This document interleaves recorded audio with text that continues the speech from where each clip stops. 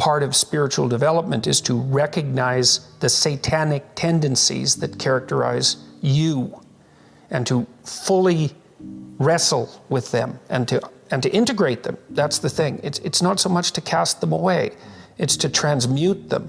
You know, and you can see the difference between people who've done that and people who haven't, at least to some degree, because people who haven't integrated the shadow at all are naive. And you can tell that when you look at them, and you can tell that when you talk to them. And because they're naive, they're often resentful as well because they get taken advantage of. And someone who's integrated that more, they're dangerous in the martial arts sort of way, which is they're dangerous, but they don't have to use it because their presence radiates implicit potential for havoc, and that's really necessary. It's one of the things that gives people self-respect. If you're harmless, you're not virtuous. You're just harmless. You're like a rabbit. A rabbit isn't virtuous. It just can't do anything except get eaten. It's not virtuous. If you're a monster and you don't act monstrously, then you're virtuous. But you also have to be a monster. Well, you see this all the time. Harry Potter's like that too. It's like he's flawed, he's hurt, he's got evil in him. He can talk to snakes, man. He breaks rules all the time. All the time. He's not obedient at all. But, you know, he has a good reason for breaking the rules. And if he couldn't break the rules, him and his little clique of rule-breaking, you know, troublemakers, if they didn't break the rules, they wouldn't attain the highest goal. So it's very peculiar, but it's a very, very, very, very common mythological notion. You know, the hero has to be a monster, but a controlled monster. Batman is like that, you know. I mean, it's everywhere. It's the story you always hear.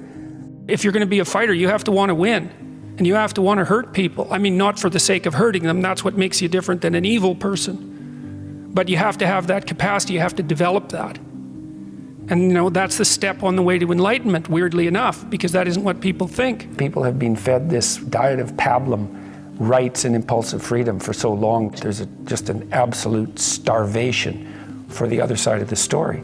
There are no rights, technically speaking, without responsibilities. And all we've had for 60 years is a dialogue about rights. Well, that leaves a hole on the other side of the story. And it's a hole that's in people's hearts, essentially.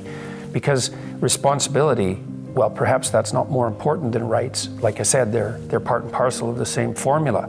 But it's in responsibility that most people find the meaning that sustains them through life. It's not in happiness. It's not in impulsive pleasure. Those things blow away at the first ill wind.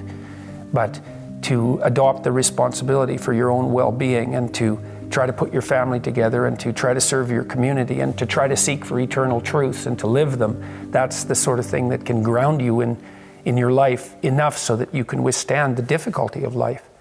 And when you tell people that, especially when you include yourself in the audience, let's say, and you're not finger waving from above, then everyone knows that it's true. There's been this attempt to identify masculine competence and power, let's say, but mostly competence with tyranny. And that's very, very hard on young men. It's also hard on young women, for that matter. But it's very helpful for people to hear that they should make themselves competent and dangerous and take their proper place in the world, because it's the alternative to being weak.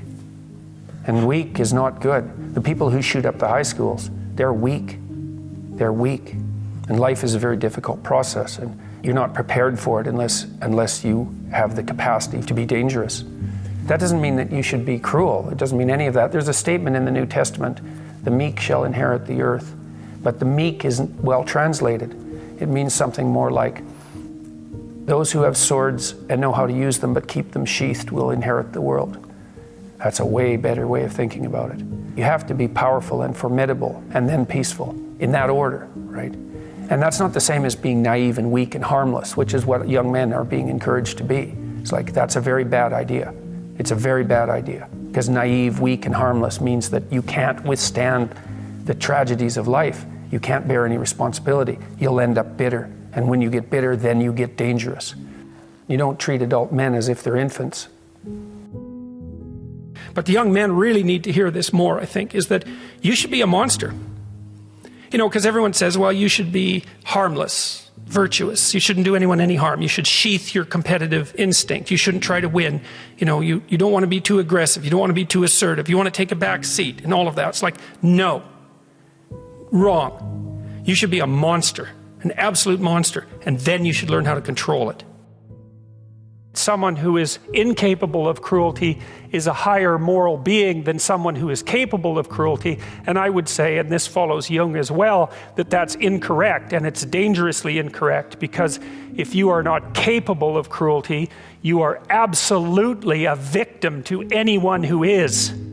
And so part of the reason that people go watch anti-heroes and villains is because there's a part of them crying out for the incorporation of the monster within them, which is what gives them strength of character and self-respect, because it's impossible to respect yourself until you grow teeth.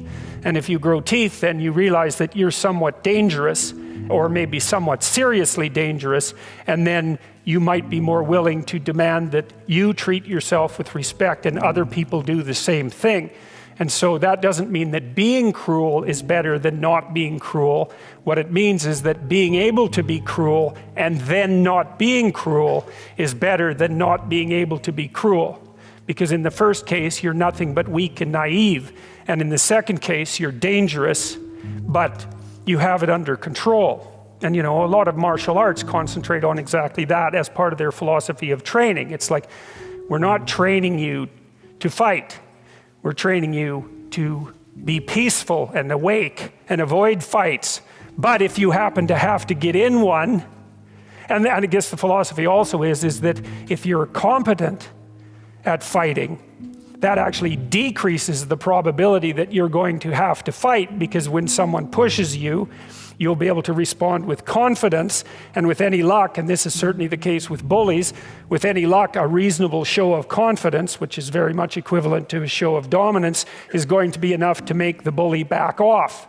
And so the strength that you develop in your monstrousness is actually the best guarantee of peace. And that's partly why Jung believed that it was necessary for people to integrate their shadow. And he said that was a terrible thing for people to attempt, because the human shadow, which is all those things about yourself that you don't want to realize, reaches all the way to hell. And what he meant by that was, it's through an analysis of your own shadow that you can come to understand why other people are capable, and you as well, of the sorts of terrible atrocities that characterized, let's say, the 20th century. And without that understanding, there's no possibility of bringing it under control. When you study Nazi Germany, for example, or you study the Soviet Union, particularly under Stalin, and you're asking yourself, well, what are these perpetrators like? Forget about the victims, let's talk about the perpetrators. The answer is, they're just like you. And if you don't know that, that just means that you don't know anything about people, including yourself. And then it also means that you have to discover why they're just like you. And believe me, that's no picnic.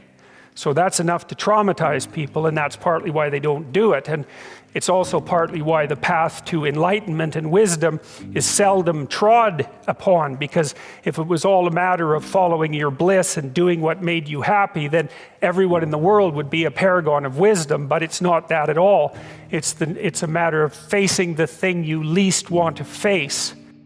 This is an interesting thing about the integration of the shadow, because recognizing yourself as the locus of evil, let's say, actually, in some sense, gives you far more respect for yourself, strangely enough, because the same respect that you might have for a wild animal or even a monster. So then maybe you learn to treat yourself differently. Like, I think this is particularly true with regards to the discipline of children. You know, if you know that you're a monster, and that will manifest itself in your life, consciously or unconsciously, and if it's unconsciously, it's not good, then you become better at disciplining children. And the reason for that is that you don't want to expose them to your dark side. And so if they behave and don't provoke you, which means they'll also behave for other people, then the monstrous part can stay in abeyance, and then that's great. But if you don't understand yourself as capable of wreaking havoc, and that can be the kind of havoc that unfolds over decades, right? Because if you're going to abuse a child, it's the primitive form of abuse is the physical abuse. The sophisticated form of abuse is the continual undermining of the child's courage across perhaps their entire life. And that there's a terribly monstrous element to that. And if you're not respected properly by the child, say, you will absolutely take revenge on them. And, you know, in some sense, that's the whole Freudian psychoanalytic story. It's not all of it, but you either have that or it has you. Those are the options. And you don't become safe by being castrated.